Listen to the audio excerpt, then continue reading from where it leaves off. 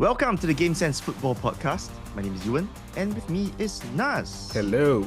Hello. And in today's episode, we take a look at some football-related video games that we've played before in the past, or those that we are also playing currently in the present. And take a walk down memory lane a little with some of the games that we loved and what the future holds for football video games as well. So for all you gamers out there, you want to listen to this. And of course, do follow us on our Instagram. We post regularly. We can be found on GameSense Football on Instagram. And remember, you can also drop us an email if you have more to say. You can find us, you can reach us rather, at gamesensefootball@gmail.com. We look forward to hearing from you. So Nas, since we're talking about video games today, what, is your favorite game of all time? If we're discounting football, it'd probably be some sort of RPG. Witcher 3, Baldur's Gate 3, Divinity Original Sin 2 all come to mind. I played Divinity and Baldur's Gate, the later versions, with my wife, and that sort of introduced her to the concept of dice rolls and D&D and everything. And she had a lot of fun, though she did focus more on killing things than actually following the story. So that was a bit of a obstacle to overcome. Yeah. So maybe one of those. Yeah, it's always nice to have your wife be interested in what you do as well. We did also spend a lot of time playing Dave the Diver and Overcooked. Less strenuous than something like Witcher or Baldur's Gate, but we had fun as well. Oh, good to hear. Mm. You remember the good old days of football games? Yes. I'm sure you do. We're not that old. I like to tell myself that, yes. Yeah. Maybe we can start with a little bit of back in the 90s with, or maybe early 2000s even, with Championship Manager. Yeah. Or Football Manager, as it's known now. Did you play it when it was Championship Manager? Yes, I did actually. Even though I'm not that old, I did play. I started with Championship Manager 2 actually. Yes, CM2. So that was released in 1995. Yeah. Yes. And I started playing it not in 95, but maybe 96 or 97 even. Yeah. Yeah. CM2 was my first one as well. I can still picture how it looked like. You clicked on the team, they would highlight 3 players with a little star, to indicate which was the best players. How you had to press spacebar to speed up the game at the start after kickoff. Yes, and basically, the text would flash by so quickly that you probably wouldn't be able to make out what it said. Yeah. But of course, if you played it for a while, you would probably know what it was saying anyway. Yeah. And when a goal was scored, it would be flashing. Yes. So yes, CM2 was definitely what opened my eyes to the wider world of football, because before that I had just been focused as a kid, right, just focusing on probably a bit of Singaporean football and Man United, and that was it. And the only time I knew about non-Singaporean, non-Malaysian and non-English teams was when Man United played in Europe. So I had never before sort of heard about Serie B or mid-table French teams, but CM2, showed me things like Dynamo Kiev and all. Yeah. Actually, CM2, that was the game that opened up the world of football to me. Like you said, back in Singapore, right here, mostly during the 90s, they showed Premier League football on TV, as well as at that time Serie A. So I actually knew a little bit about Serie A during those days, but probably more Man United stuff as well, I would say, due to being a fan, right? And I would say CM taught me a little bit about geography. Don't you think? Yes, definitely. The whole CMFM. Where's Kiev? Yeah, we know where Kiev is right now. Yeah. The whole CMFM franchise definitely taught me. Like nowadays, when I'm watching TV with my wife, and then anytime it could be anything. It could be a cooking show. It could be a drama. It could be a documentary. And then they mention a city name. They say, "Oh, this is in some country." Actually, how do you know? It's like, Championship Manager. Yeah. I obviously CM quickly transitioned to FM. Championship Manager became Football Manager. There was a bit of drama behind the scenes with the development team. Mm. CM, if I'm not wrong, still actually exists, but basically the people who develop CM do FM now, and that's by far the more popular and more successful game. One of my best stories when I talk about FM is I remember playing FM 04, I think it was. And Oh, 04. yeah, That would be like what the first FM that came out, right? yeah, Because I mean, very, you mentioned the drama in the background between the developers. You mm, know, I mean, maybe just a quick mention, short story long, long story short. Basically, it was developed initially, Championship Manager by Eidos Interactive mhm, and Sports Interactive together. yep, There was some politics or conflict in the background. We won't go too much into that, but basically they split in around 2004, after the launch of CM4 basically. mhm, So around 2004, 2005, that's when Football Manager was launched by Sports Interactive, whereas Idols Interactive was still holding the naming rights for the old Championship Manager. yes. So they continued launching Championship Manager games, but these sort of faded into obscurity. I don't even know whether they're still releasing Championship Manager games today. Yeah. And basically, all the greater part of the world knows about right now is what you see, mainly Football Manager. I think you're right. That might have been the first game that was branded football manager. I remember taking charge, obviously, of Man United, and I also created a second manager playing at the same time on the same like game, Mm-hmm. managing SAFFC. It's SAFFC, for those who do not know, that's a Singapore football club, correct. Yeah. Singapore Armed Forces Football Club. Yeah. So Wow. I managed United and SAF, and with the idea that I would send the United youth players to SAF and they would easily walk the league. Yeah. So obviously most of them did not want to go to play in the Singapore League. Yep. And the few who were willing were like basically didn't get like a work permit to play in Singapore. Oh, Because okay. the game would simulate that as well. There was one player in my United youth team that did manage to go to SAF, so he was willing to go, and the in-game Singapore government did grant him a work permit, and it was Chris Eagles. Chris Eagles. Chris Wow. Eagles, if you remember, the winger who The guy, I think he had a rocket of a shot, right? yeah, I think he scored once against Everton for Yeah. United. So Chris Eagles goes to SAF. He's not bad. He's not amazing for Premier League level. He never really made the grade at United, but he was obviously too good for the S League. Mm-hmm, mm-hmm. And he tore it up. So I first season in the Singapore League SAF, I probably go undefeated, and he's obviously player of the year. I tried to do it again the next year, and he's happy to go. So this happens four seasons in a row, Wow. and eventually SAFFC win the Asian Champions League as well. Chris Eagles, after spending 4 or 5 years on loan consecutively at SAF, is granted Singapore citizenship. Yes. And Interesting. yeah, and obviously throughout this time, even though he's been tearing up in Singapore, he's never been given an England call up, right? So he gets called up to Singapore, and he leads Singapore to like the Asian Cup final or something, where uh they lose to Japan. Oh yeah, Yeah, for context, Singapore probably wouldn't get to the final of the Asian Cup in real Singapore would be life. happy to qualify for the Asian Cup, right? Yes, that's right. That's right. When I think about FM, that's one of my enduring memories, and I it's a sort of sense of achievement, even though obviously it doesn't affect anybody in real life, and I didn't really have to do much, you know? I mean, taking a Man United reserve player who's had Premier League goals, sticking him in the S League, obviously he's going to do well. But it was amazing. Yeah, I mean, Football Manager gave us all a chance to live out some of our fantasies. Mm, So, you know, I never knew that I would love it so much. Taking Swindon Town from Swindon. what, third division, Hmm. or whatever league three or league two you call it now, all the way to the Premier League. Ah, did So you yeah, win the Premier League?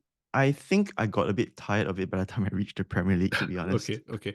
Yeah, so I did not complete the season in the Premier League. Mm. Yeah, but it's something that you can do, to Yeah. take your, especially supporters of those lower league clubs, right? To be able Yes. to take their favorite clubs all the way to the top. Yeah. And I mean, FM has made me support other teams. Like in the past few versions of FM which I have played, I don't Mm? manage United. My aim is to be appointed Man United manager, but always start somewhere else. And Mm. uh I I've gone with Athletic Bilbao. That was very difficult, obviously, because Bilbao Mm-hmm. you're only allowed to sign and play players from the Basque region. So I quickly abandoned that because it's too difficult. So they had that in the game as well. Yes, Okay, I mean I've never managed them, so I yeah, didn't it's know that. very difficult. After Parma got relegated, I always would manage Parma. Ah, Yeah, okay. Parma. I like Venezia. Just because they had a gold jersey. They've always had some black and gold jersey.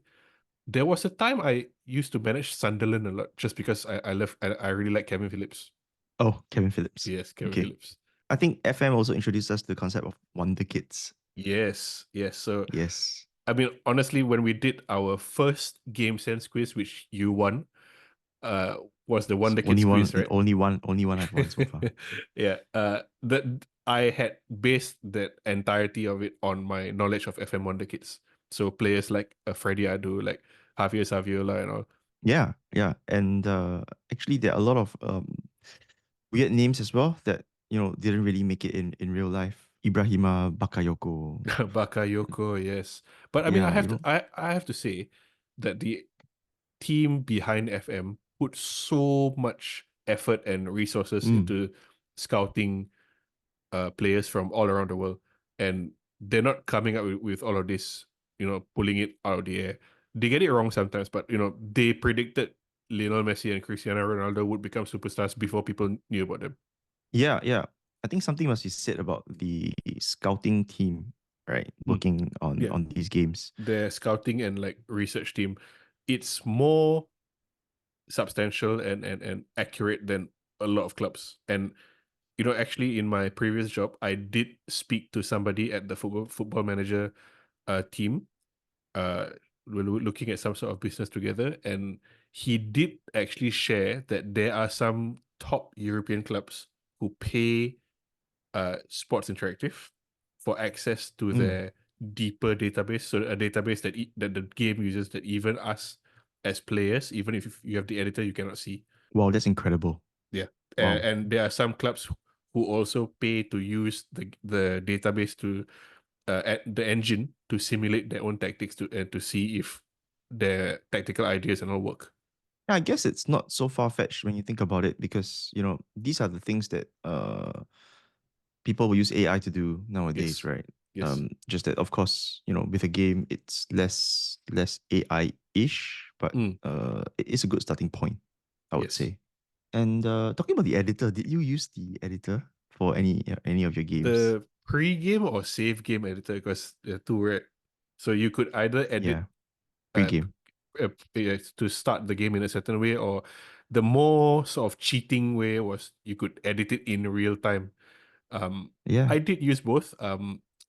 Have to say, sometimes, not happy with how Liverpool were doing. Poof, one button, everybody's injured. They lose 27-0. Yeah, Yep, but yep, yep. after a while you do that, you don't really get much sense of achievement, right? Have you ever heard of the Pentagon Challenge? No, what's that? The Pentagon Challenge is I don't know who came up with it, but it's an amazing player created challenge in FM. The challenge is you must start unemployed, okay? Mm. But you must win the Champions League of every continent. Nah. Yeah, it's an amazing challenge. There are people who have done it, and just watching them, their journey is great. They usually start with Asia or Africa first, and then Europe is the last one. You also have to load a database that's Oh yeah, pretty yes, large, right? yes. And so in the earlier versions, this would be very CPU intensive and would take just you would need an amazing computer to even do this. But later on, between seasons, you can change which leagues are loaded. So if you wanted to start with Asia, you could just play you could load, let's say, a Japanese or Korean database, and then after you've succeeded at the end of the season, you could say, okay, in addition to Korea, because you're still there, give me South Africa or give me Nigeria, and then you from Korea you try to be appointed coach at somewhere in Africa. Wow. Yeah. Wow. Imagine how long that would take to win the Champions League in every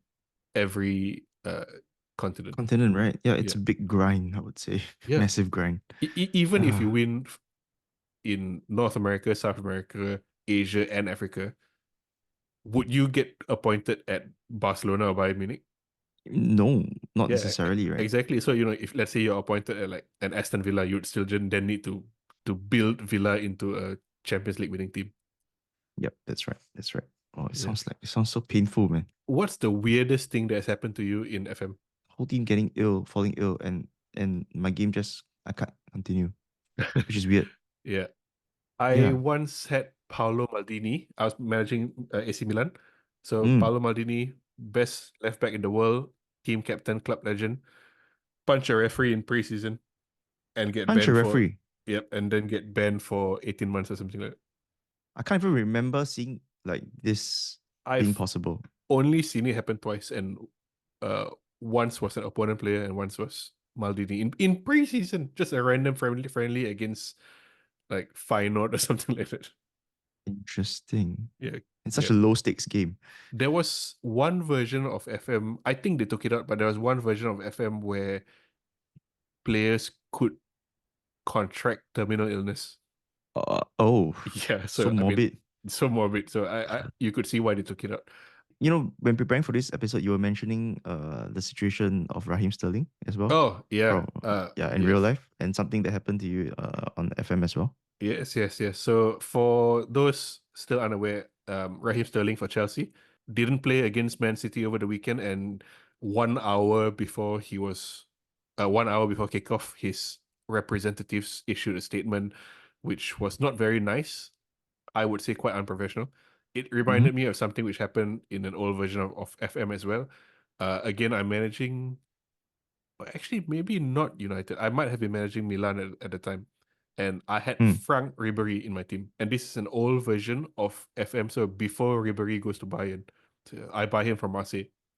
So Yep. literally the second season, I have Ribery. First season, he comes in, doesn't really light the world on fire. Okay. He Mm-hmm. plays, he's my first choice left winger. He's okay. He's okay. So All right. second season, first game of the season, he doesn't play. I'm like, okay, fine. I'm just gonna try something else. Try one of the young players. Mm. And after the match, the obviously in game, Ribery comes to speak to me, and he's like, "Oh, why am I not playing?" And I can't remember the exact reason, but basically I say, I'm giving someone a chance, and there's plenty of time in the season. Don't be upset. And he kicks up a fuss and goes AWOL. Mm-hmm. Doesn't show up for training. Oh, Doesn't show up for training, and I fine him because you have to set the precedent. You can't have this, right? Discipline. So yes, yes, uh yes. he's not happy about the fine and issues a public statement or something saying that he's being treated unfairly. So It sounds like something that could have happened in real life as well, yeah, actually. so I find him again. Okay. All I right. find him again. He just keeps escalating, and the squad is unhappy and everything. Some players are on his side, some players are on my side. It's a mess, and the most annoying thing is then he just doesn't come back to the club. I cannot select him. He's on the screen, on the club screen. He's like UNA unavailable. And he's just permanently like that. Yeah, so every month I just find him 4 weeks just because he's not there, right? And this is the only time I've ever seen it happen. After midway through the season, about so it comes to December, and he requests a transfer for the January Mm. transfer window. Yep. Understandably, right? Yep. But me being petty, Oh I yeah, say yeah, yeah, no. yeah, yeah. I say no because my team is rich. I don't have to sell him. He's just gonna rot in my reserves, right? Because Yes, he's exactly. not even getting paid because I'm finding him every month. Yeah, yeah, yeah. So speaking about that, actually, that's Yeah. one of the things I used to do quite a bit. Mm. Yeah. It's the best time to be petty. You can just leave the players. Yeah. I never had that unavailable situation that you were going through with Ribery, Mm. but players who are actively playing, and if they did something to offend me, Mm. they said something they're not happy with it, with something I'm doing, I would just put them in the reserves permanently. But of course, at the cost of some of their closer teammates Yeah. being upset. Yes. Yeah, but they would get over it. Yeah. So the Ribery thing, there's actually even more to it. So after the transfer window passes, and he obviously doesn't leave because I don't let him leave. And to be honest, nobody tries to buy him anyway. I get a message, obviously in game, that Yep. he has sought counsel or resolution or something from the players' union. And Huh. so yeah, and so the contract has been terminated immediately, I never knew there was such a thing. unilaterally. So I'm like, I have no control. He's just gone, and I get a bit of compensation. I'm like, what? I'm like, I wanted to scream over and I can't anymore.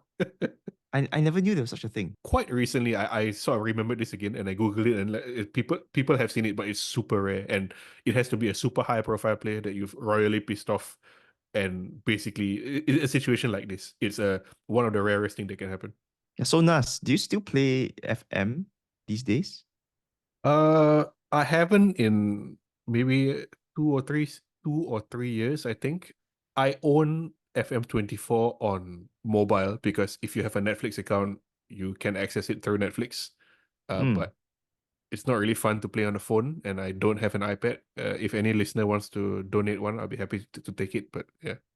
But I haven't played in even longer than that. So like Hmm. maybe at least 10 years I haven't been playing. But Oh, you know really? what? I've actually downloaded the game on and off Okay. over the years. It's available. I think the recent editions have been available on like Apple Arcade. So I have this like Ah, subscription okay. with for a whole thing, and Apple Arcade is just part of it. Okay.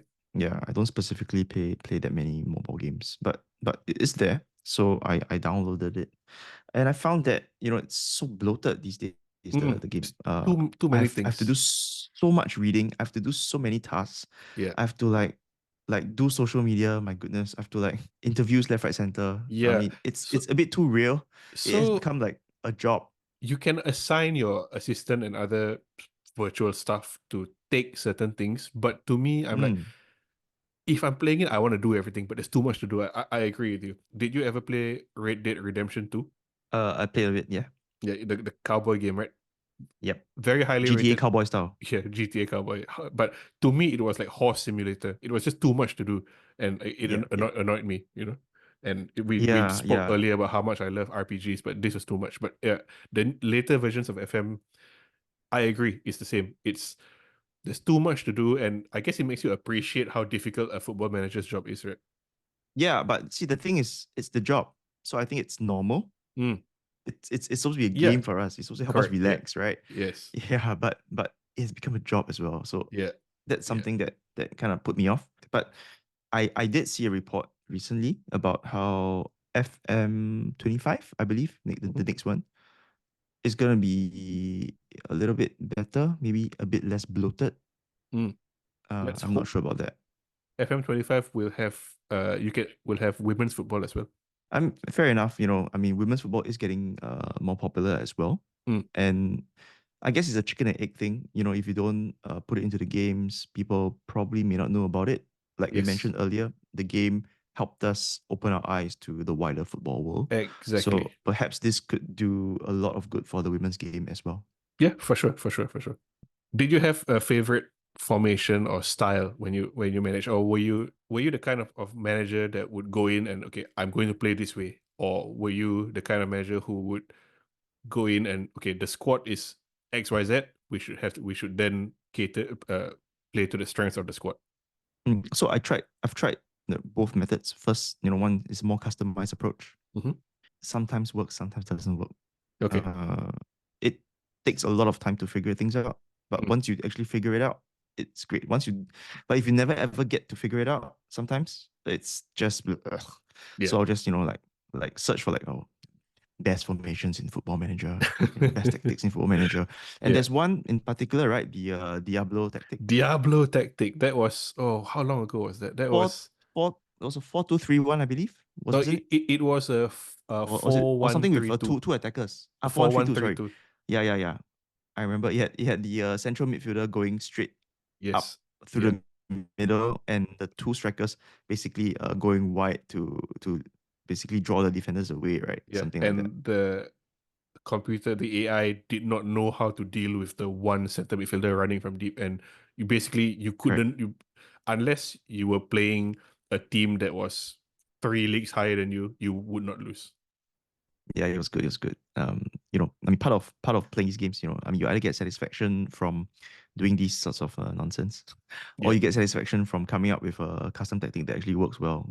Yeah. At the end of the day, you get to have fun. I think that's the most important thing. Yeah, Just definitely. don't cheat And against other humans. That's all. exactly. Yeah. I mean, as long as you're having fun and not ruining it for everyone else, then by all means. But onto something that we have still not given up after many, many, many days, and Mm, that's uh, FIFA, otherwise currently known as EAFC. correct. For those who didn't know, Naz and I play a lot of EAFC or FIFA. Let's just call it FIFA from now on because it's Yeah. just Everyone easier still that calls way. it FIFA. It's just easier that way, yeah. So yeah, we play a lot of FIFA. We play what was formerly known as pro clubs, where you create your own professional player and you control that one player in a team of other players. So, it's pretty much a simulator of real life football Mm. in a way. And we still play that till Yes. till today. Much to the chagrin of our better halves. Yeah, yeah. What? FIFA again? Yeah, you're gaming again? Yeah. Though Yeah. my wife does then ask me how it went every day. And yeah. So Mm. the first time I played FIFA was actually before my first FM. I played FIFA International, which was 1994 on Oh Sega man. Mega I, Drive. I remember seeing that before on a friend's Sega. Mm, I didn't have yeah. a Sega of my own, so I never really played that. Yeah, so FIFA, when I was a kid, I spent so many hours playing FIFA International and Bare Knuckle 3. Oh, bare knuckles. Yeah. Yes, yes, But yes, yes, yes, yes. so FIFA International, the old FIFAs were very, very, very different from what people are familiar with now. It was very arcadey, for lack of a better term, not realistic at all. No real players. It was just international teams. Uh, I remember the best player in the game was a Dutch forward named H. Van Smyter. Okay. And so in FIFA, he was just like, I, I guess supposed to be a sort of fun bastard, you know? So I remember he was amazing in FIFA International. I remember if you made a bad tackle and were going to get booked, you could run away from the referee and the game would stop as the referee would chase you. And you could never outrun the ref, but he could never catch you if you kept running. So to piss people off, you could just keep running if you're playing couch against somebody Oh, else. that's Yeah. that's quite hilarious. That's Yeah. quite hilarious. Yeah, the first FIFA I played was actually FIFA 97 on PC. 97.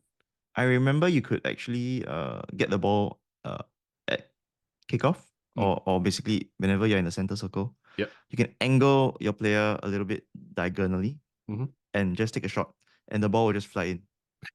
After that, I think I had a PlayStation Mhm. 1, the first one, and I played a few editions there as well. I played 97. So I played from international. I know I didn't 95 and 96 I didn't play. 97 I played a bit, but FIFA 98 was when I started getting addicted. So FIFA Mm. 98 Road to World Cup. That was what it was called. Yes, yes, I remember that. I remember that. I think I played that on PlayStation. I played on PC and I remember as a kid seeing the box set in store and I was like I threw a tantrum because my dad didn't want to get it for me. And Oh my so the gosh. big box came with an EA Sports mug and a cap. And I don't even like caps. When you're a kid, you like everything when you see Yeah, it, when it's not yours. yeah, that's true. Uh till this day, I think this was the best, not the best FIFA, but the best World Cup game in the sense that game Mhm. had every country in the world and every confederation's qualifying structure. So you could to take any country to the World Cup. Yep, yep. Those are good old days. When EA was focused on the gameplay. Yeah, and can I just say FIFA 98 best soundtrack. Was it the one with Song 2? Yeah. Song 2. I actually can't remember very much beyond the road to World Cup actually. I stopped playing FIFA for a while in the early 2000s. Once, like PlayStation 1 became obsolete, once PS2 came out. I didn't Yeah, have the PS2, so I I kind of see. stopped playing, and I resumed again in the 2010s actually. I think with the PlayStation 3, if Okay. I'm not wrong. What about Winning 11 or Pro Evolution Soccer? Yeah, in between I did play a little bit of PES. Yes. I think the versions that I played was titled Winning 11. Yeah. Winning 11 something international or something like that. I can Basically, never yeah, remember what versions correspond to what year for, because there's Winning 11 and Pro Evolution. They're the same game but correct. with different numbering formats. So impossible for me. Yeah. It's confusing, but I would use the term Winning 11 most of the Mm. time. Yeah, and I remember it was, I mean, it was fun.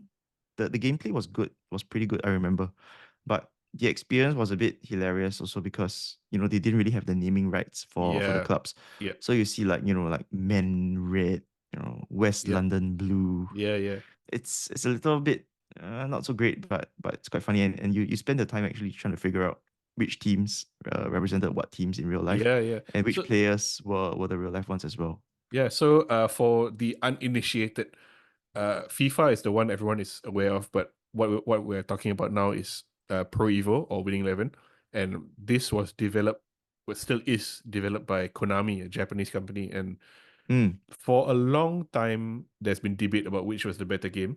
For most of the 2000s, I think most people would have accepted that FIFA looked better, was presented much better, but Winning 11 had the better and more realistic football gameplay. Hmm. Yeah, I played a lot of Winning 11. Like you said, because they didn't have the rights and licenses, 90% of the teams were just, weird names. Like you said, Man Red for Manchester United, Man Blue for Chelsea, for Man City. West London Yep. Blue would be Chelsea. Chelsea. Yep. Yeah, you would have to spend so much time figuring out which club was which. Even the player names weren't real, and That's right. as a kid you would like talk to each other and like, oh, do you know that there is this one guy with this memory card with an option file that you can stick into your PlayStation and then upload it, and all the team names are fixed. Whenever you found a friend that had that, like, you were, oh my god, my game is like a new game. Yeah, I never had a friend like that. Oh, did you not? Oh, that was a shame. So, after the 2000s, I started playing FIFA again Mhm. in 2010, I believe. Yeah, and at that time you could, do things like dive. Oh, You could still like keep shirts. we actually met playing FIFA. Ewan and I. Yep.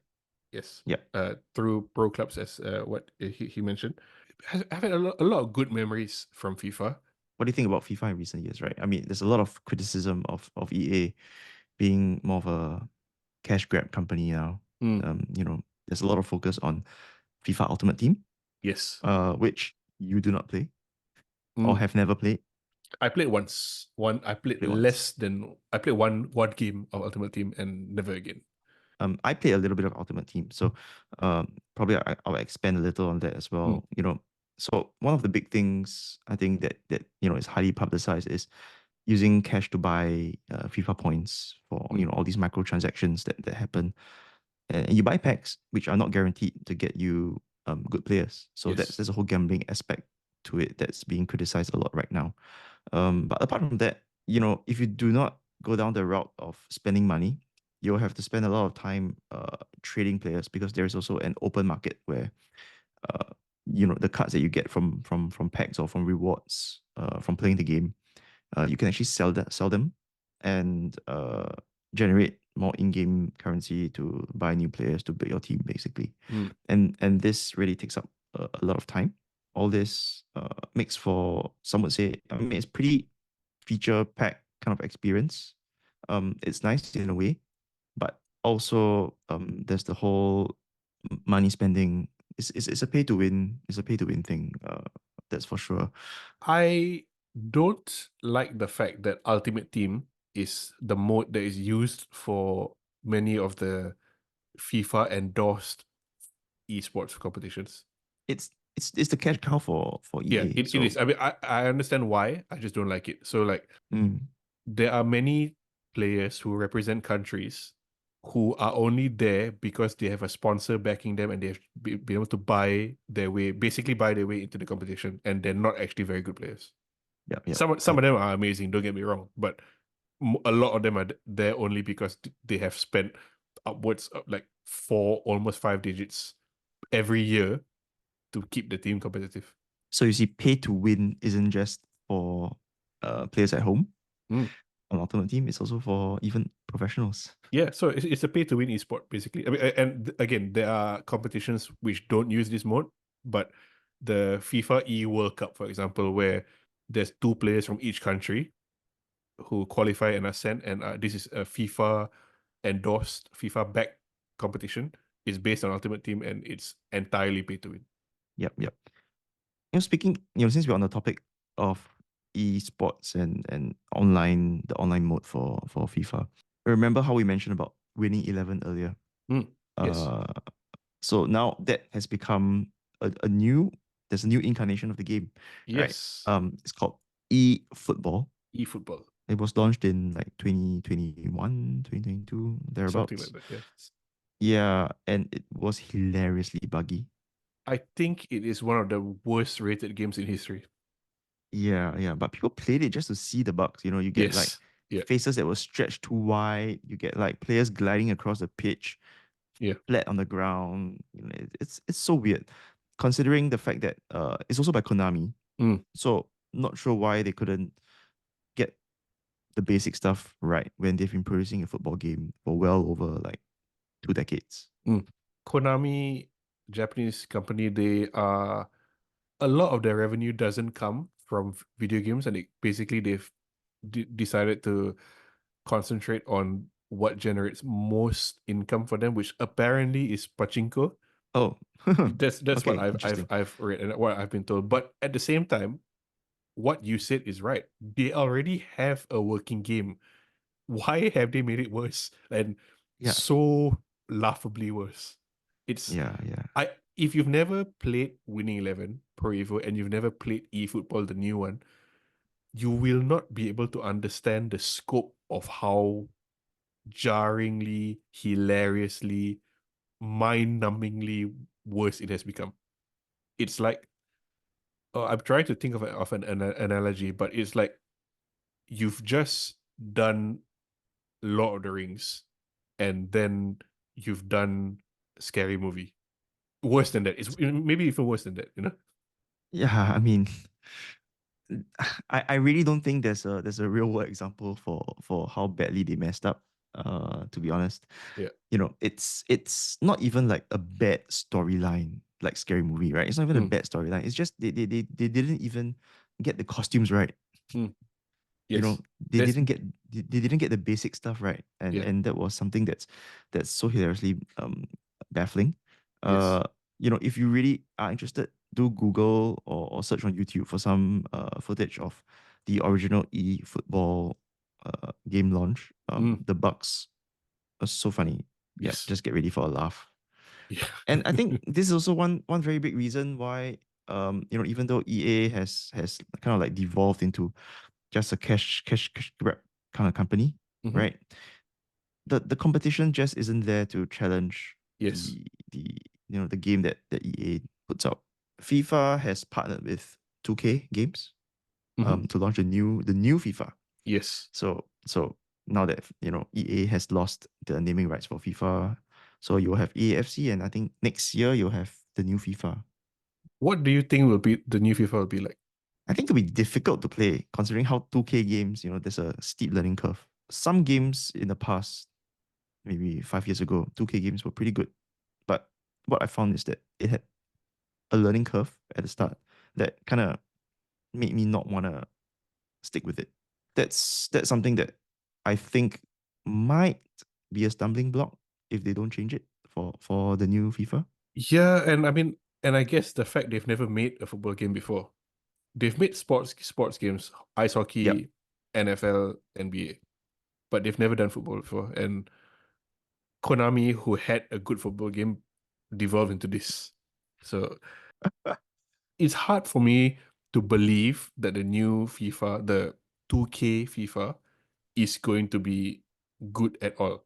But saying that 2K have made good games, Yes. non-football games, but they have made good games. So there's a bit of hope. They also have done, I think, a Dora the Explorer game. So there is that. Wow. Yeah. That's a fun fact I didn't know. Diverse portfolio. But yeah, you're right. They've done sports games before. Does not guarantee that they'll be able to do a good football game. Mm. Uh, I would have to see it to believe it, and I personally do not think that any of us will be moving over to that version of FIFA when it comes out. I think EAFC has a firm grip on the player base for the foreseeable future. There's also the new UFL game endorsed by Mm. Cristiano Ronaldo, but all the reviews suggest it's kind of garbage. I mean, Cristiano Ronaldo endorsed Binance, and he also endorses the Saudi league as one of the best leagues in the world, right? Yeah, so So I think you can take what Cristiano Ronaldo endorses with a pinch of salt, mm, mm. fistful of salt, perhaps. So we just had the first round of Premier League games. Mm. Did you watch any of it, Nas? Yeah, watched United and second half of Liverpool and a bit of the City game. Okay, let's start from that City game first. Okay. Since yeah, we have Chelsea against City. Chelsea being as bad as we expected them to be, Yes. or worse. Oh, I think as bad, but I don't think either of us thought Raheem Sterling would throw a public tantrum. So that's worse. Yeah, and I by mean, the way, if Sterling is unhappy about not playing, Chelsea are on the verge of signing Joao Felix as well. Again, why? I think anybody with any semblance of knowledge of football and two working brain cells will know that Chelsea have too many players. Oh, really? How are they still signing more players? And I mean, last week we said it was like playing FM and not caring about the future if you're bankrupt and if you can't register players, right? We've just spoken about FM and all, and like, why? Yeah. How? I don't know what they're doing. And the crazy thing is, against Man City, they did not start any of the new signings. Yeah. After an entire summer of buying so many unnecessary players, they didn't play any of them. So they came on, yeah, but what's the point then? Remember, I predicted that outside of Cole Palmer, the rest of the Mm-hmm. Chelsea squad would score less than Jamie Vardy. Yep. I am on track for that. Jamie Vardy has already scored for Yeah, Leicester. yeah. But I mean, sticking to City and Chelsea, City look good, but against a very bad Chelsea side. So take that as you will. I cannot see any good coming out of Chelsea. We both predicted Maresca would be sacked probably by November. Mm. I could see him going maybe even by October. I think Chelsea will have 3 managers this season, and City will win the league again. 3 managers. Yep, Graham Potter and Thomas Tuchel are available. On Saturday, Ipswich did really well against Liverpool for one half, and then Liverpool Oh, just like turned it on. I mean, it's a matter of, the quality is just Yeah. too much. Yes. Yeah. I Yeah, in the think second half, they scored the goals, right? Both yeah. goals, second Yeah. half. Yeah. Newly promoted Yeah. Ipswich. Salah and who was it? Was it Luis Diaz scored the other one? Or Jota, I Jota? think. Jota, yeah. Diego Jota for Liverpool was for a time ranked #1 FIFA player in the world. Huh? Yes. I'm not joking. I'm not joking. Wow. During COVID, I think. But yeah, Liverpool, still hard to say. Liverpool under Arne Slot. If you're being optimistic, you can say it was very Jurgen Klopp-like in that he rallied his team at halftime and they came out and broke down determined opposition. But I think we still need to keep an eye on that. Yep. I mean, I did say that, maybe Ipswich will surprise this season. So Yes. perhaps they're trying to prove me right. Yeah, they did it well. So Yeah. And there's also the United game. Casemiro did really well, apparently. Casemiro did well. People are saying that he looks a lot leaner and Yeah. more like he looks like he has more passion and he gives more of a shit, where whenever anybody makes a mistake nowadays or anyone misplaces a pass or something, Casemiro seems to be like really on them, and we didn't used to see that in the past year. I think all the headlines went to new signing Joshua Zirkzee. Yeah. How was he when he came on? I know he scored the goal. I was interested to He see had how he would 12 perform. touches and scored one goal and got man of the match. He got man of the match basically because he scored. But he also makes a lot of weird, annoying runs. Annoying if you're a defender, where Mm, he goes into weird pockets of space where a defender is like, shit, should I mark him? But if the defender goes, somebody else is going to be so open. And he has this knack of doing this. And so he had 12 touches, but he made a lot of space for other players. And if United had two consistent goal scoring wingers, Xerxes would be really, really good with them. mm. Yeah. Or, with one Rasmus Højlund. Great. Good to see him on the score sheet. First game. Hmm. Apart from those games, no other big surprises this weekend, I believe. In the Premier League, Everton Yeah, lost badly. Not a huge surprise, but not a huge surprise. yeah, but just To Brighton, right? yeah, 3-0. Premier League so far no big shocks. Mm-hmm. A lot of big teams drop points in Serie A. Milan, Inter, Napoli, Bologna, all lost or drew. I think Juve Yep. beat Como. Como, who has Fabregas and Varane and Pepe Reina. Real dropped points as well. I think they drew with, was it Mallorca? Mbappe's league debut. Apparently, there's a bit of drama after the game between Mbappe, Vinicius, and Bellingham. I've not seen exactly what has happened, but it's spreading through social media. Was that too much ego? Everyone was saying like, how are Real going to play with Mbappe, right? I mean, Yep. so we'll see. It's still early days, and I mean, they beat Atalanta in the Super Cup the week before, and Mbappe scored. So Speaking about trophies, though, in the Bundesliga, although the Bundesliga hasn't started, but in Germany rather, you have Xabi Alonso winning yet another right. trophy. Was it 4-3 or something? We weren't sure if they would carry on how they did, but they haven't really lost anyone major, right? From the title winning squad. I think the core of the team is still intact. Yeah, so every chance they'll do really well again.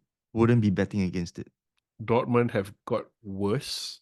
Bayern have a Premier League relegation manager as their coach. Correct. Apparently, Vincent Company has axed Leon Goretzka from the team. Really? That's Yeah. interesting.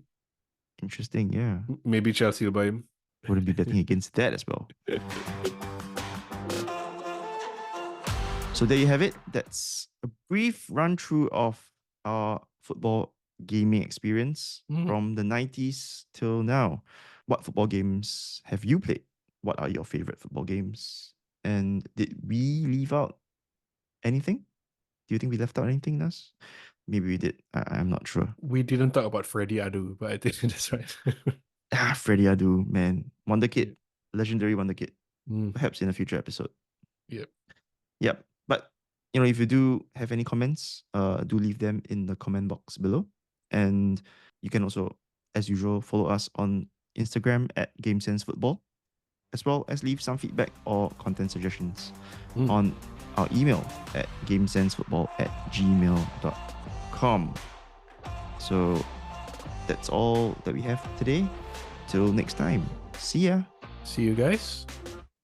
Screw you, Frank Ribery. Frank Ribery.